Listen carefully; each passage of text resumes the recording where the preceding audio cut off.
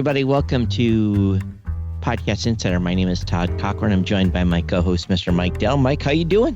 Doing good. Another rainy day in northern Michigan, but we can use it. Yeah, we've got thunderstorms on the horizon here. The corn is exploding. It's already, there used to be this saying knee-high by the 4th of July. It was head-high by the 4th of July this year. It was corn exploded, so I think farmers are pretty happy. But, yeah, we can use the rain. It keeps that heat rain index going. It keeps the crops moving. So, yeah. But I know some parts of the country are dry. So I guess we consider ourselves pretty lucky here. But anyway, folks, we got some good stuff right today. We got some news going on. We got some topic about his RSS going away. And we've got a best practice. We got some Blubrry news. We got a Blubrry pro tip. That was a great one last week. Hope you like that. We've got an interview with Meet the Team. So we got a full lineup. Question of the week as well.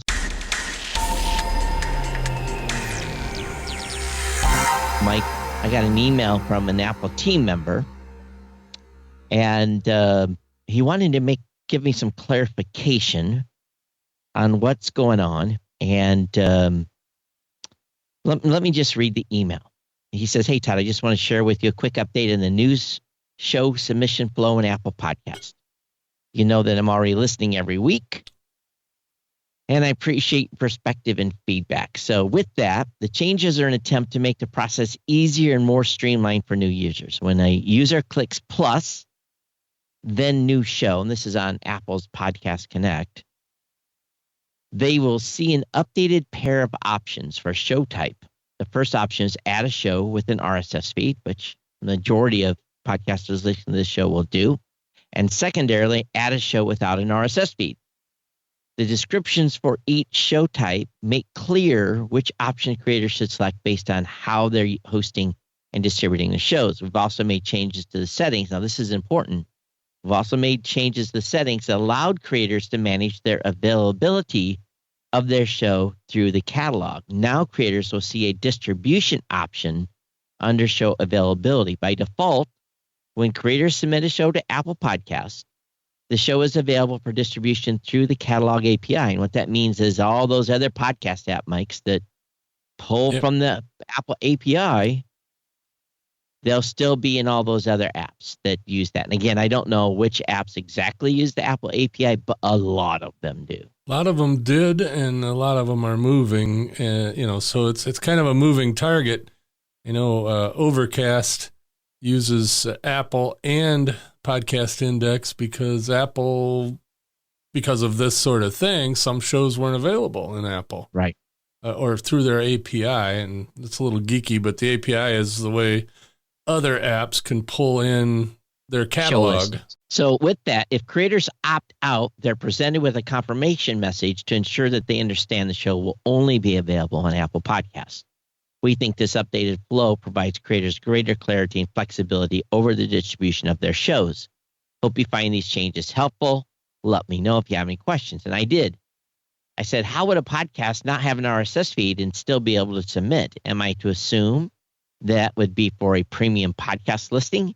He comes back. He said, that's correct. We have some shows that are paid subscription only, which means they set up and manage the show in Podcast Connect only. Also, neither option will corner you into managing the show in this way forever.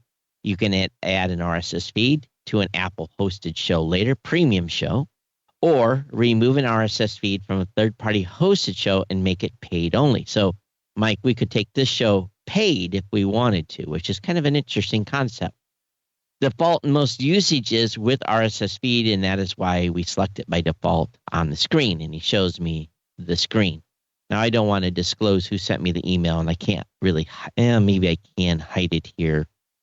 Well, for those watching, there's just two options. It says choose a show type, and what we discussed already. So I go on to ask, so to clarify, can a public show be hosted in Apple without an RSS feed?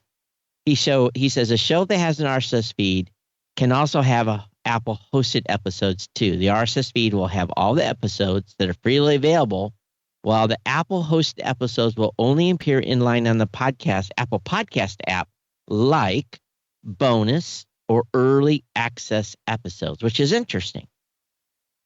A show that doesn't have an RSS feed will not show up in the Apple. Again, a show that does not have an RSS feed will not show up in the Apple Podcast API to third-party apps. I think this is really critical.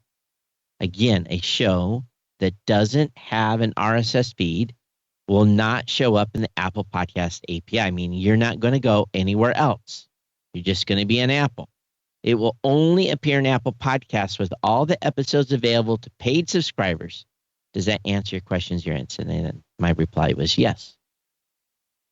So the only way you can be distributed beyond Apple Podcasts when you submit to Apple is if you have an RSS feed. No RSS feed, it doesn't go any further. That is telling right there. That's a very clear on what they're doing.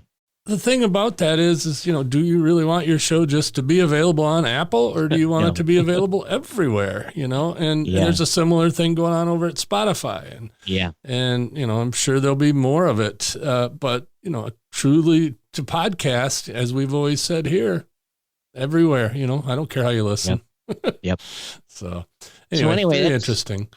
That was kind of cool. But anyway, Netflix is on the move. What's going on over there? Yeah, they hired the former Apple head of podcast content, and they've got their first head of podcasts over at Netflix. So they're on the move. They're planning on doing something. Mm-hmm. So we'll see, how that works. I'm guessing they'll just add podcasts to the Netflix app on mobile devices or even on your television. Yep. Why not? Sure. So the next thing up is how do people find your show in the podcast app? There's a study by Pod News about which apps search what about your podcast. So that's interesting. Yeah, James went through and did a lot of searching, I guess, and figured out that the different places, most of them like Apple, and a lot of them just use the titles or the author to search. When you search within the app. It says, here's some of the key points. It says, no one indexes the copyright tag. Well, I guess that's not a surprise. Right. And then no one indexes the podcast person tag, which is one of the new 2.0 namespace app tags. And then apps heavily weigh podcast level data over episode level data. So what you put in for your whole channel, we don't call it a channel, but your whole show versus each episode. So, when you search within an app, you're going to find the podcast before you're going to find episodes. So really then there's no podcast app SEO per se to be able to help your episodes be found. That's going to be purely a Google thing up to this point. Right, exactly. But he goes through, just different tags and different parts of your feed that get indexed by, different apps in their, in-app search. Mm-hmm. But, Google's still king, as we always say. So it's an interesting article for sure. Yeah, and I'm looking through here, and again, the only time anyone was using the iTunes subtitle was in Overcast. No one's using iTunes keywords, of course. Yeah. The title of your show, Podcast Index, Pocket Cast, and Overcast are the only apps not to surface episode level titles in search. Wow. So again, it is a good read. And I would recommend everyone go through and read this article. It'll be linked up in the show notes. It's very valuable, very insightful. So definitely check it out. I think it's worth your 5 minutes and going through and maybe scribbling some notes. Yeah, definitely. Because, you have to sort of, in-app SEO, it's not really a huge thing. And, Apple will slap you if you try to stuff any of those tags that they do search with any sort of keywords or whatever, but so you got to be kind of creative on that. Sounds like a opportunity for some app to make some improvements. But again, when I go to an app, I already know what show I want to subscribe to, and that's what I look for is the show. At least me. Yeah, and that's how I usually do it too. I already know about the show. I just want to see if it's in that app. And I don't go looking for specific content in the app. Again, I find that other places. So very, very cool. All right. Well, Newsweek launches this first podcast. It's called The Debate. Weekly show inspired by their opinion section by the same name. So it'll be interesting. They'll pick a couple people on either side of some topic and debate. You've probably seen this in our social platform and maybe even over on our Facebook page, but Samsung has opened up to everyone now. There's no more waiting. Mm-hmm. All you have to do is go to samsungpodcast.com, but you can now go ahead and submit over there. It's open for everyone. Yeah, we had a launch partnership with them a couple months ago along with Libsyn, and we onboarded a couple hundred shows or something like that. It wasn't that many. And now they're opening it up to the world. So get over to samsungpodcast.com and it'll redirect you to a page over there. We'll have a link in the show notes about the the full opening up of that. But there you go. Hey, the British Podcast Award winners were announced as well last week. Yep, I've got a link to the listing here of all the winners, but the big winner was Vent Documentaries. That's a Sony Music podcast, and there's a whole bunch of them in here. So if you're interested in that, go over and check it out. Links in the show notes. Okay, so you put a hot potato in the topic today. Oh, I'll tell you, it had me wound up last night. So let me give some prefix to this. This conversation started on Twitter, which was also covered by Pod News, and then I jumped in on my personal account and weighed in a little bit. But there was a gentleman that was purporting to talk about podcast RSS feeds. We don't need him anymore. And the idea that a podcaster should dedicate himself to one platform like Spotify, just be there and be there only, and focus all of his resources on growing a show on Spotify in hope that someday that Spotify would throw him a dime. And we had that individual on the New Media Show yesterday for 90 minutes. Mike, you watched the show live.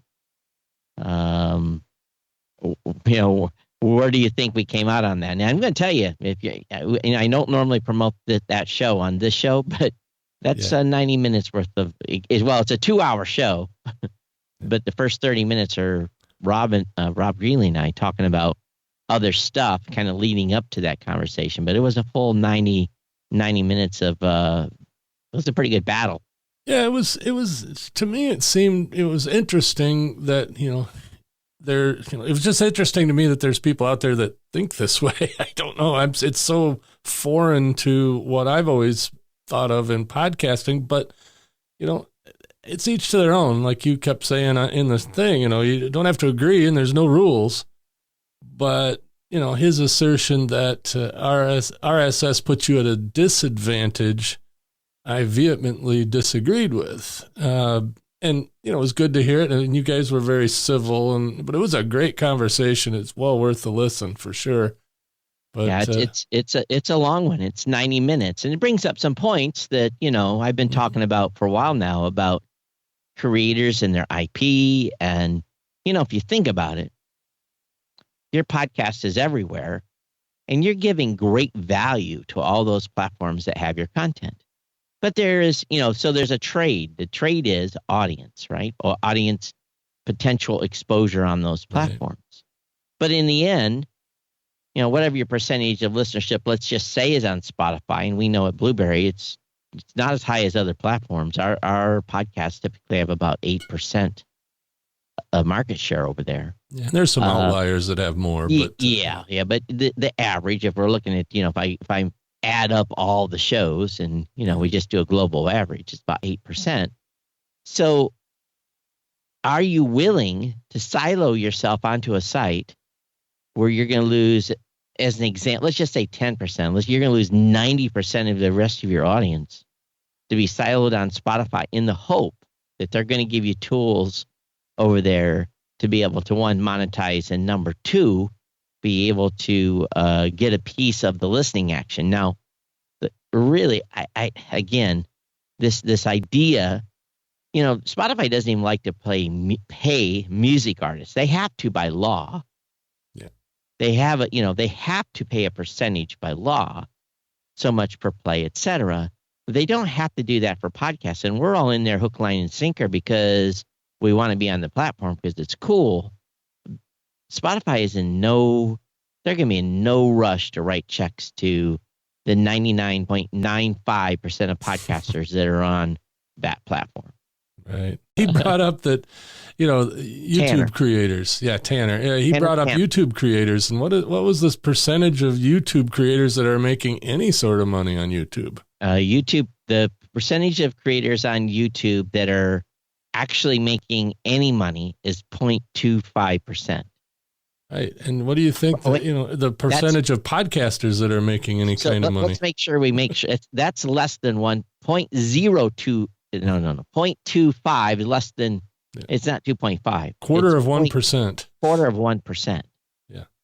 But, how many, and this would be an interesting stat to figure out if it was possible, is how many podcasters, active podcasts. So we'll just cut it down to, the 3 or 4 or 500,000 active podcasters that are still making shows.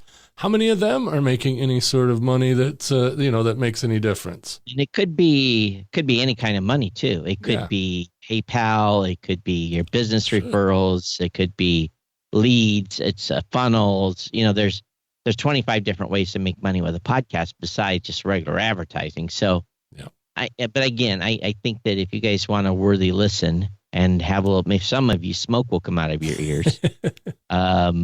Go ahead and listen to that. It's over at newmediashow.com. Yeah, definitely check it out. We'll have a link to that episode right there in the show notes. All right. So best practice. Mike, I got a little of that going on this morning for this topic. Yeah, well, I have to thank Kate for the suggestion. We were chatting this morning, and I said, "You have any ideas for a good best practice?" And so she came up with this one, and I filled out some of the bullets there. So, studio hygiene. Mm-hmm. I know it sounds weird, but it's how to take care of your gear. I got a right channel that's not doing real well on my headset today, or something that is dusty, dirty. Something needs to be twisted. Or you run your chair over a cable or something. Right. Who knows? Well, this cable here, you're talking about cables, the cables that I have connected to my headphones, I typically have to replace it about every 2 years because it sits on the floor and it gets stepped on. And, so you got to be careful of your cables. Yeah. Well, basically here's the list is keep it clean, dust free is best. I mean, these mixers, the potentiometers is what they used to be called. Mm-hmm. They're probably something else in there now, but dust gets in there, and I don't know if you remember in the old days you had a radio that had a volume knob, and if you had it in a certain spot, it would go, and make crackles and stuff. Well, that can happen to a audio mixer if you have one. And, even the interface, anything with a knob or a slider on it, keep it as dust free as possible. Even microphones, some microphones, they get too dusty. They're going to stop working as well as they used to. I've actually got a custom cover for my Mackie mixer. They sell them. I found it on Amazon. Goes right over the top of the mixer, keeps it dust free. I went to the extreme here. I actually have air purifiers in the studio. But it doesn't eliminate the dust, but it cuts down. I've only had to do one major dusting, and I've been in here almost 2 years. Another thing I have is this. I have towels that I put over the top of my switcher, my keyboard, stuff that I'm not using, and help keep the dust down too. Right. But, okay, so, some of you have to tear down and set up every time for your podcast. Make sure you have a good place to store the gear. A protective case, a dedicated drawer or a shelf, definitely a towel or a cloth cover. And remember, cables are fragile. Mm-hmm. Don't roll them up too many times. Make sure you have some spares of some of the cables that are, that you can get spares for, because you never know when an audio cable will go bad or a USB cable or whatever. So make sure you have some spares. And if you have it in a set location, limit the access to that location. Keep pets, kids, significant others, coworkers away from it, if at all possible. I used to have a tape over a power switch. I had one of those switches in a room that when you clicked it, turned the gear off or a light off. And so that light was hooked to some of my equipment. And at the same time, I had a mixer in the early days in my basically, I was using a bedroom, which a lot of podcasters do now. And the kids always love to come in and touch those knobs. Yep. So I actually built Mike a plastic shield that was taped over the top of the mixer so the kids couldn't get in there and move the buttons. Yeah, I had the same problem with my ham radios when we had kids around here. I'd go in to use the ham radio and somebody had been twisting all the knobs. Make sure that, every time you go in there, make sure that your settings are the way you left them. I actually take pictures. I have a picture of the Rodecaster set the way I normally set it. And I have screenshots of all my software settings and make sure none of that went weird. And, a lot of times I like to do a little bit of a 10-second, record just to make sure that something didn't go haywire. Yep. That's the gist of it, is just, take care of your stuff and then, have kind of a checklist of things you check before you go live or before you start recording your show, however that works. And then last thing here is I always say, I always like to power down anything that I can while not in use. No sense letting it sit there. Case in point, our Denon system stayed on for 16 months and the screen is basically now laminated. So we should have turned that off in the studio over in Columbus. Right. We didn't know we were going to be gone for 16 months, but that's, still, should power stuff down if you're not using it. Now I use this Rodecaster every day for, talk on the phone, frankly. So this one's case in point, but I actually do power the thing down at least, at night and on the weekends and whatever, when I'm not using it. So what are your best practices out there, ladies and gentlemen? What are you doing? What are the things you're doing to keep your gear protected, knobs from being twisted? What's your secret to success? We'd love to hear from you. Todd or Mike at blubrry.com.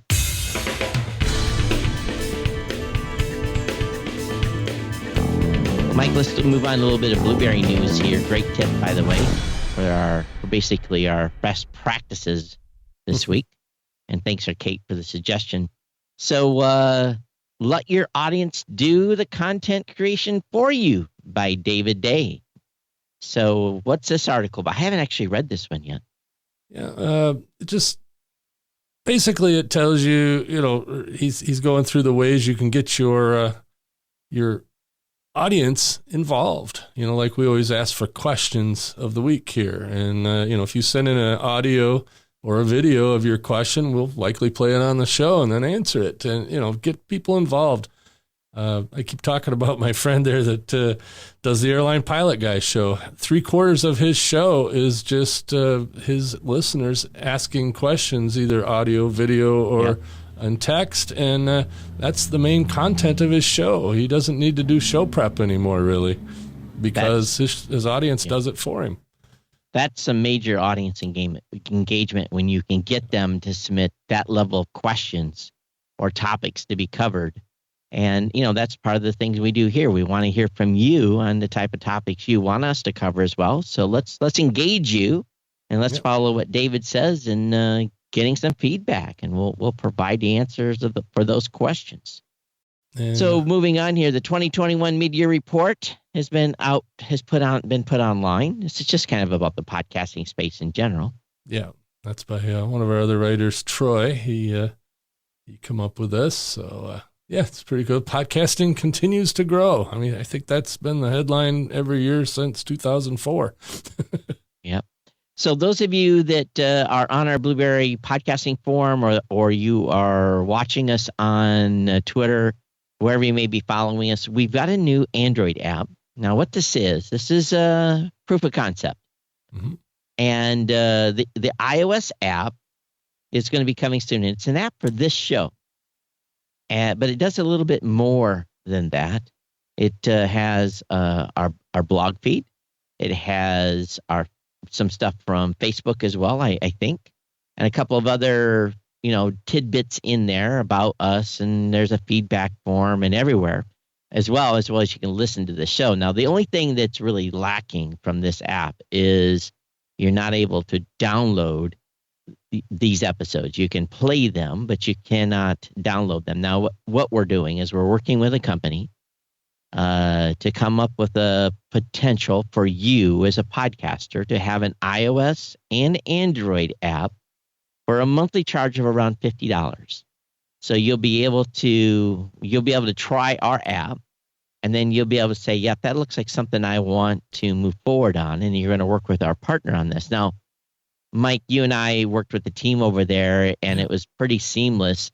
They have I guess it's, what do we want to call it? A cookie cutter system? Well, it's an online app builder. So yeah. basically you have all the little modules you can add to your app, and you can control, everything about how it looks as far as colors and adding images and all that. And you do that all on a web interface. Yep. And the great thing about that is, you basically build the app. They'll help you get it started. Sure. And, I'm sure at some point, if we go live with this thing, we'll have some sort of a template for a podcasting app, and then you can modify it as needed. Yep. But, it's pretty slick, and I actually really like it. One comment I got on it was, wow, a podcasting app that doesn't look like it's from the 90s. So it's and again, the iOS is coming soon. It's ready. Matter of fact, we just been having a little trouble getting the permission set through the Apple development team. Right. So here's what really kind of happens, and this is the beauty about this, is that you will have to set up a Google Play Store and an Apple app account. A developer account. The Apple one does cost, I believe, $99 a year. So Right. There is an expense there. I don't know if it costs anything to be in the Google App Store or not. I don't believe so, but it's possible. But then you will essentially give permission to the company to go in and publish it. Give them a sign in that they'll be able to come in and publish your app for you. And what's cool about that then is we'll have some sort of schedule set up that you'll get so many rebuilds a year. In other words, if you want to add more features, you'll be able to add stuff at a periodic time. So let's see, again, that hasn't been fully worked out yet, but it is very, very slick. And I hope that you'll go and download the app and give us some feedback on what you like or don't like. Again, this is not an app that where we spend $50,000 on. No, not at all. And to build this by that's hand, what it costs. That's what it would have cost.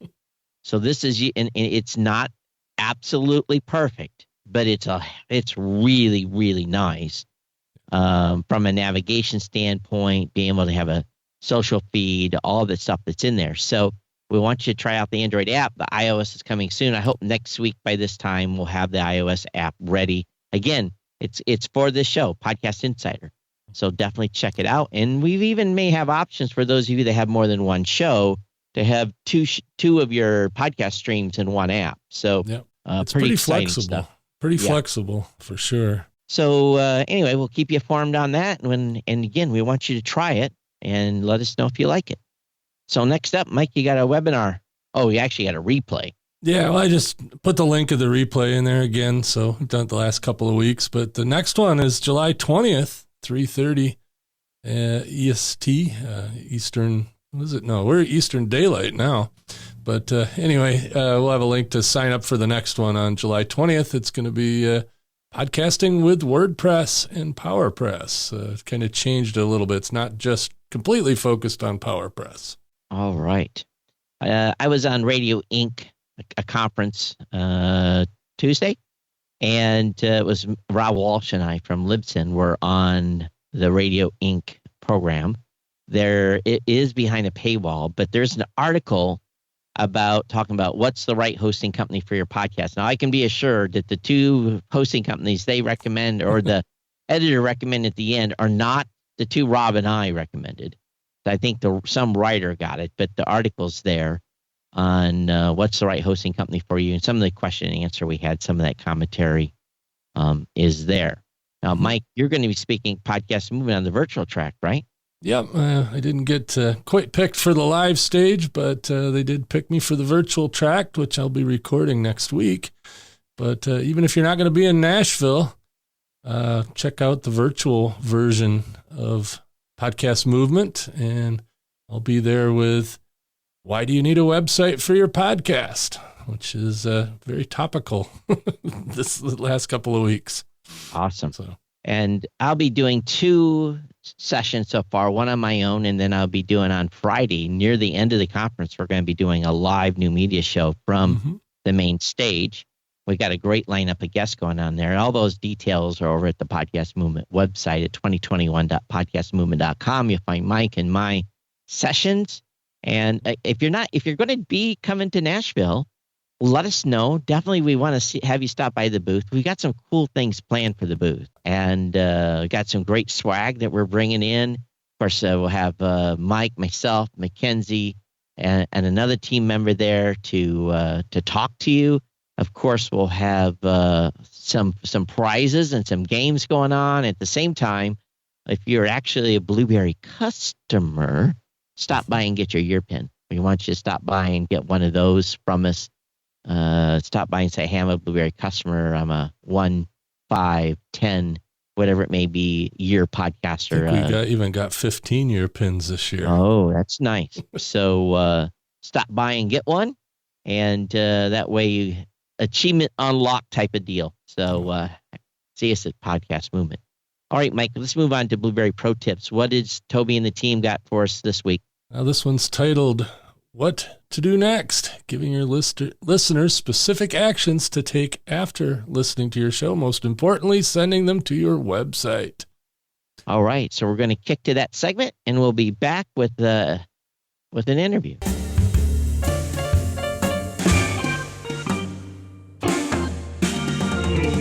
Welcome to Pro Tips for Podcasting Business Owners. I'm Toby from Blubrry Pro Production. This week, what's next? As a podcaster in business, your podcast is an asset, right? Broadly speaking, there are 3 ways you can make money as a podcaster.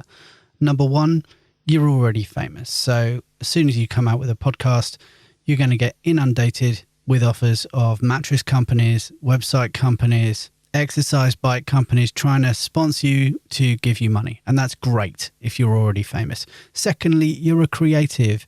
You're one of those storytelling types who is working hard, creating something beautiful. You're doing all the work yourself, making it sound amazing, doing sound design, telling stories. And ultimately, the dream, just like a rock and roll band, is that you get picked up by a network or even by Netflix or Amazon. Because as we know, those guys listen to podcasts and use podcasting as a proving ground to create great TV. But as a business owner, what are you going to do to make money? Well, you can use your podcast to grow your business through providing value to the marketplace, and you can use it as a tool for connection. Now, as a podcaster in business, you're likely measuring your podcast success on listens. But as great as stats are, even if they're IAB compliant like Blubrry's, they don't tell the story of your bottom line. To make sure your podcast sits in your sales cycle and relates to your business, make sure you're sending people to your website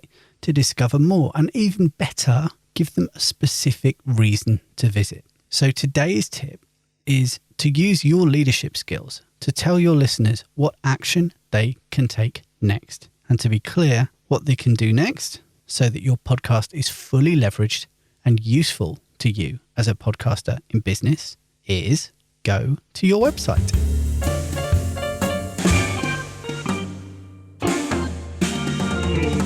I want to thank Toby for putting that piece together. Again, giving your listeners specific actions. I think there's some really good, not ideas, but, action plans there. Mm-hmm. So thanks for the Blubrry Pro team. Kate was telling me this morning they're recording some more of those for us this week. So we should be having these every week. But the Blubrry Pro team is responsible for editing this show.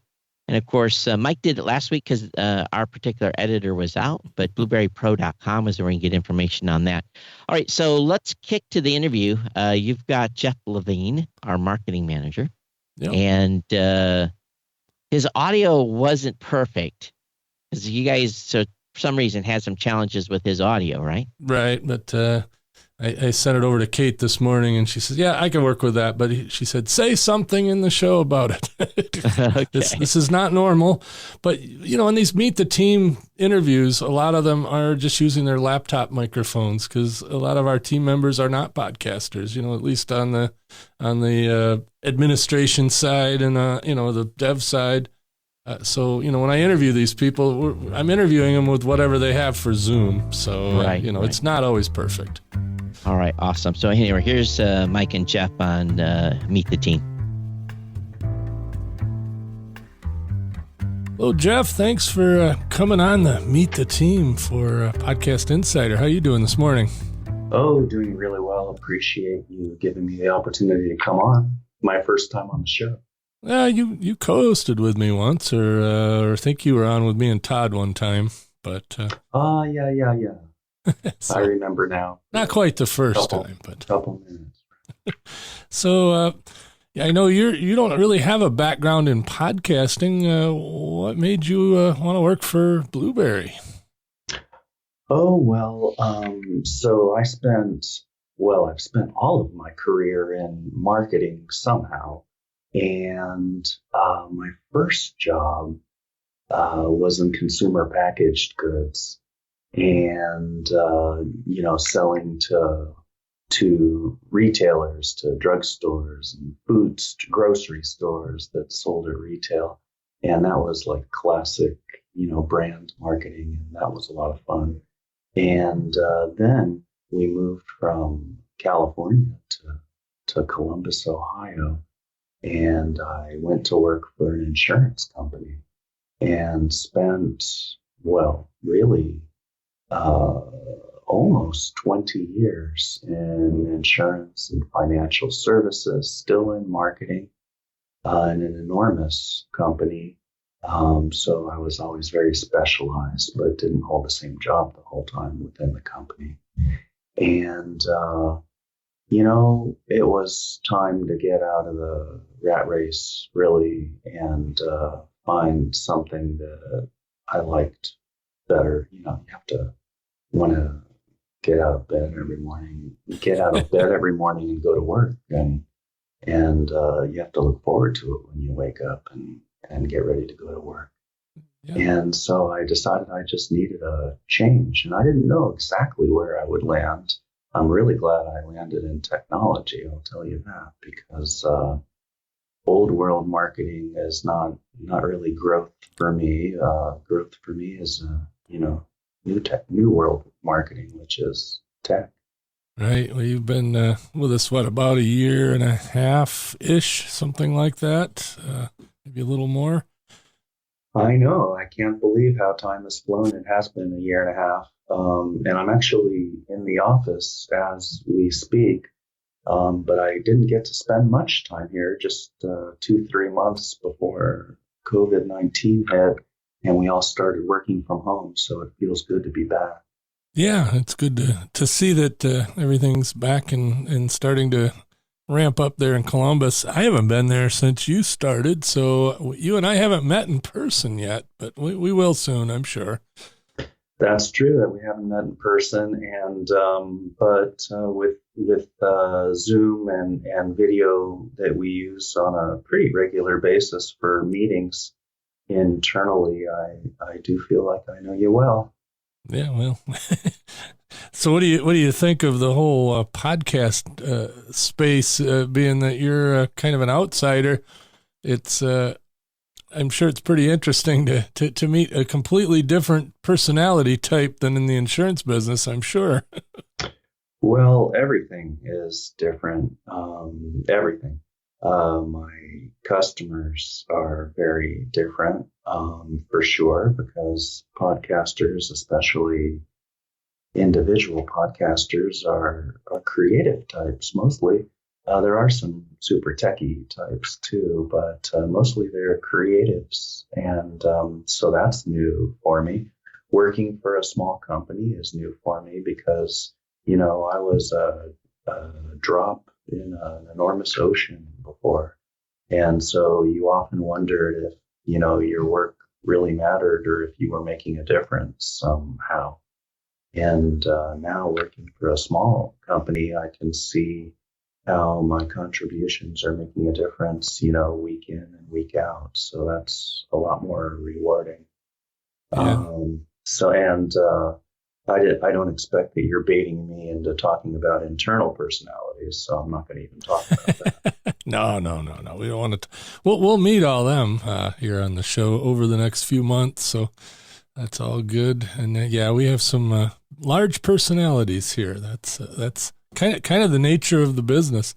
So you're our marketing manager. So you're in charge of external marketing and that kind of thing, along with some of our internal processes. And we've added a lot of that stuff since you got here. What do you think of that? We won't talk about specifics, but do you think we're headed the right direction? Well, in terms of internal processes, it wasn't too long after I joined that we started using Scrum for organizing our work into 2-week, cycles, 2-week sprints. And that wasn't completely foreign for me because I had some of that at my last job, the last couple of years of my last job. And I can't claim that I brought it to Blueberry, but I was glad to hear that we were going to adopt it because I saw the fruits of those processes when they were instituted at the last place. So, and I can see the progress with my own eyes where internally with different work processes, different ways of organizing our work and interacting with one another, that we've become more productive. Yeah, it definitely helps, keep things organized and keeping a good list of everything. And it even, gets us thinking about stuff that we hadn't been hasn't touched in a while. And you'll notice over the next few months, there's going to be some pretty big outward changes here at Blueberry. So that'll be cool. So on the personal side, you live there in Columbus, Ohio, and you're in the office. So what do you do for fun around Columbus? Well, I've been here for almost 20 years now, so I am qualified to talk about what to do in Columbus. And it's a really big city. Greater Columbus, like Metro Columbus, is 1.5, 1.8 million, maybe depending on how you measure it. So it's a big city. And it's, even though it's a college town with Ohio State, the Ohio State University, it's, it's not like it's a one town wonder for employment either. There's a lot of employment and a lot of white collar employment and a lot of businesses headquartered in Columbus. There's a pretty long list of diversions here. The downtown has really been restored, and there are a lot of little high-rise buildings now that are apartments and not just businesses in the downtown. And in the Arena District, there's a lot of sports and music going on in normal times.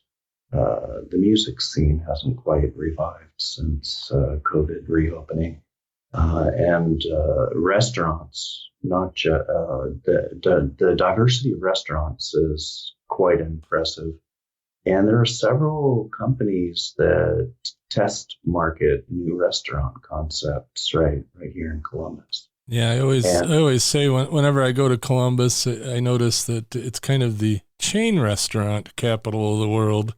Because, a lot of them are based there and a lot of them do testing there. And so the first time you see something like Firehouse Subs, I remember the first time I had seen that was in Columbus, and now they're everywhere. It's real interesting watching what goes on there.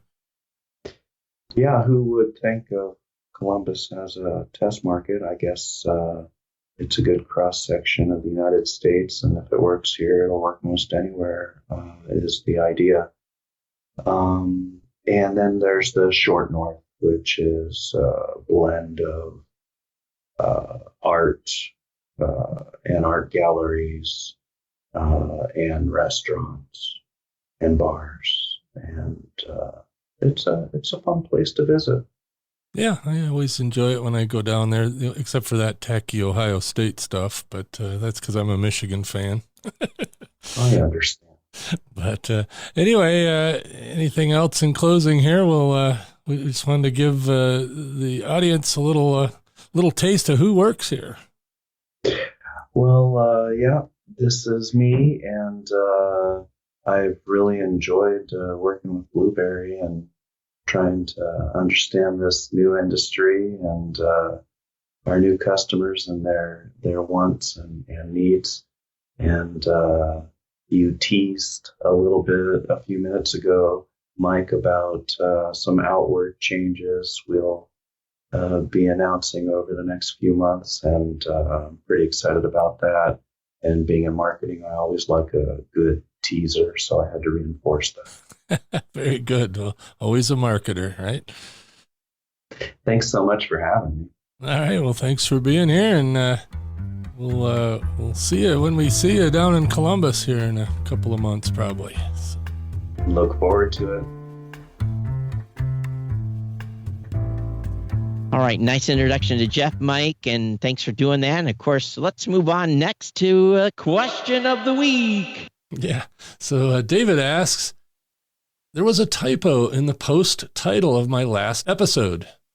I fixed it on WordPress. How long does a change like that typically take to filter out to the podcast apps? And that's a big, it depends. You know, it's like whenever you talk to a lawyer, he always says, it depends. It's the same thing here. It depends on the app. You know, as with everything RSS, it'll refresh generally the next time that app or directory or your listeners pull your feed. But sometimes it can take a little longer, you know, because some apps don't, you know, they look for new episodes, and if they don't see a new episode, they don't pull anything. They just say, oh, okay, nothing's new. So sometimes it won't change until the next time you publish an episode, but that's pretty rare these days. They do update those fairly quickly. As and that really goes for any publishing platform. It's not going to happen instantaneously. Yeah. You might get lucky once in a while, make an update, and it replicate pretty quickly. Obviously, too, on your website, if you have your own website, which most of you do, and there's a cache with that website, make sure you clear the cache.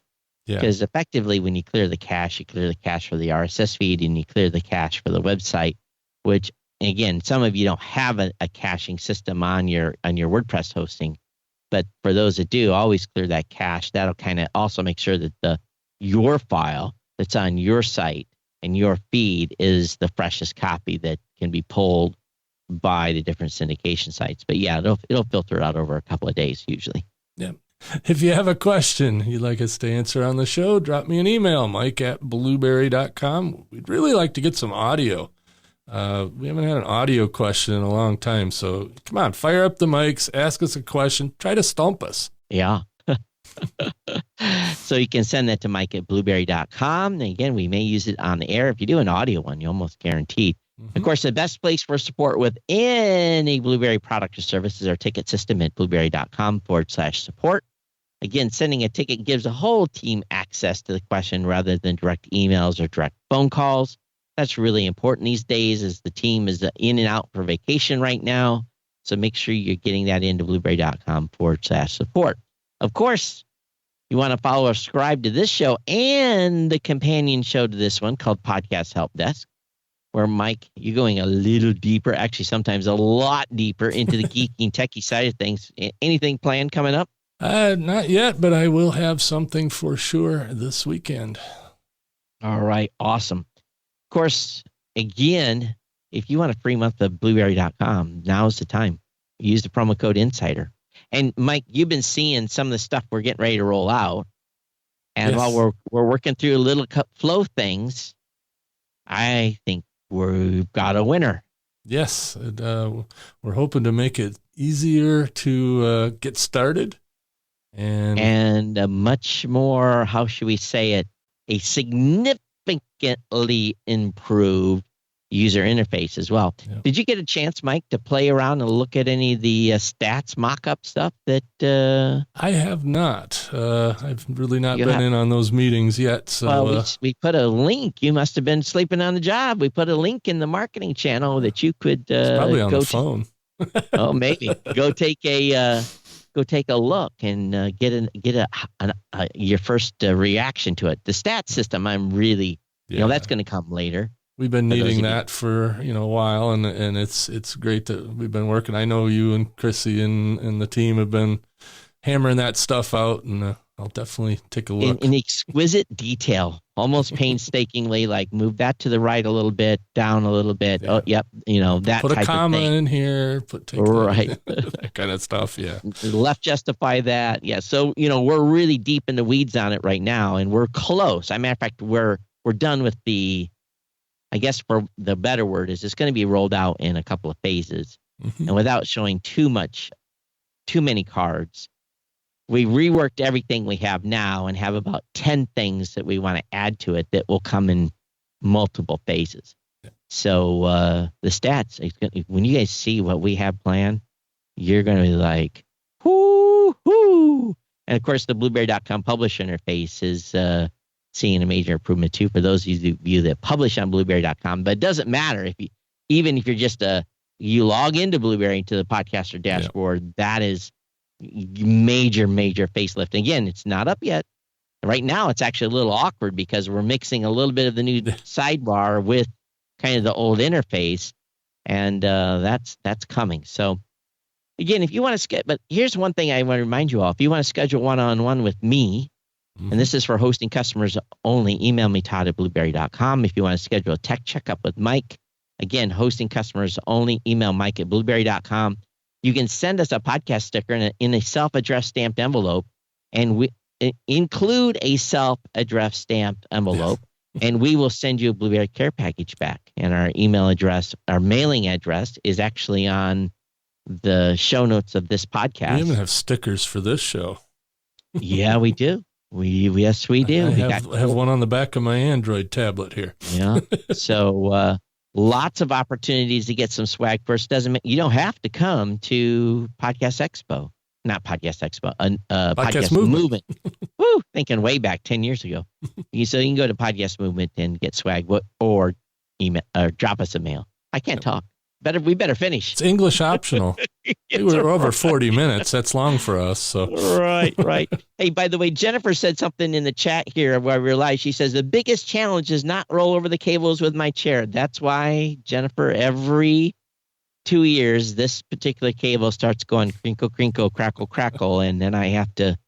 Yeah, I actually have a hot ready spare. I buy them from monoprice.com in groups of 5, so I should be good for 10 years. I use a lot of gaffer's tape up under my desk to hold the cables from even hitting the floor. So that's smart. That's smart to do that.